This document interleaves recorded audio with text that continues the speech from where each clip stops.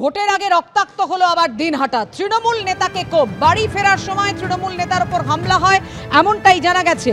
মারধরের পরে ধারালো অস্ত্র দিয়ে পিঠে আঘাত করা হয়, অবস্থা আশঙ্কাজনক। পঞ্চায়েত সদস্যের স্বামী তৃণমূল নেতার উপর হামলায় অভিযুক্ত বিজেপি। তৃণমূলের গোষ্ঠীদ্বন্দ্বের জেরেই হামলা, পাল্টা অভিযোগ করেছে বিজেপি। ভোটের আগে ফের অশান্ত হয়ে ওঠে দিনহাটা।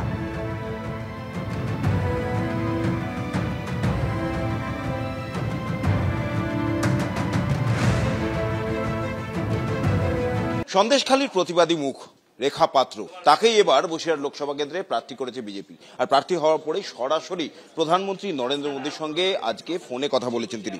রেখাদীপ, আশা করেছিলেন কোন প্রধানমন্ত্রীর সাথে এভাবে সরাসরি কথা হবে? দেখুন, আমাদের মতো গ্রাম্য মানুষের আশা করাটাও অন্যায়। আমরা তো কোনোদিন আশাই করতে পারি না, কিন্তু আজ হয়তো সেই সন্দেশখালীতে আশার আলো ফুটেছেন।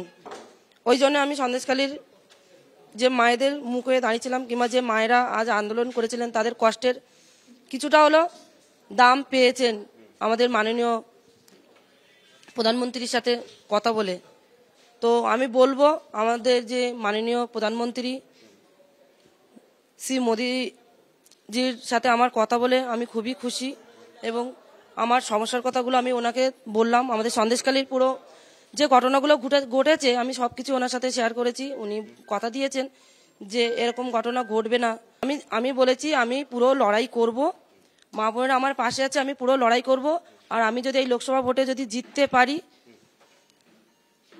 তাহলে আমি আমার মা বোনদের পাশে দাঁড়াতে চাই, আর সেটা আপনাকে আমার সাহায্য করতে হবে।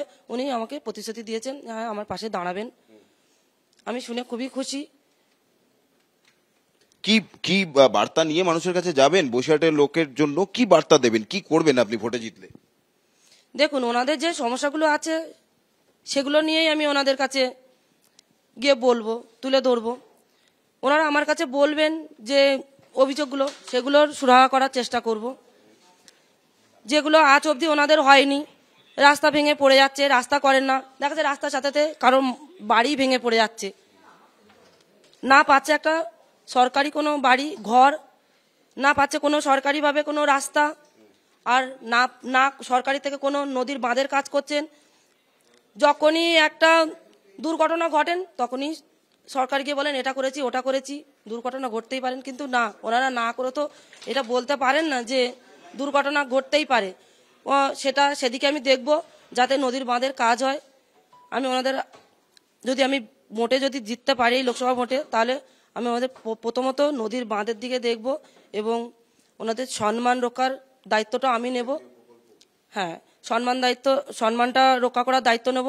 এবার আমার যে কৃষক বাবাদেরকে আমি একটাই কথা বলতে চাই, ওনাদের যে জমিগুলো কেড়ে নেওয়া হচ্ছে যাতে না হয় সেদিকটাও দেখব। ওনাদের জমি যেন ওনাদের কাছেই থাকেন, ওনারাই পারিশ্রমিক করে যেন নিজের জমিতে ফসল ফলিয়ে খেতে পারেন।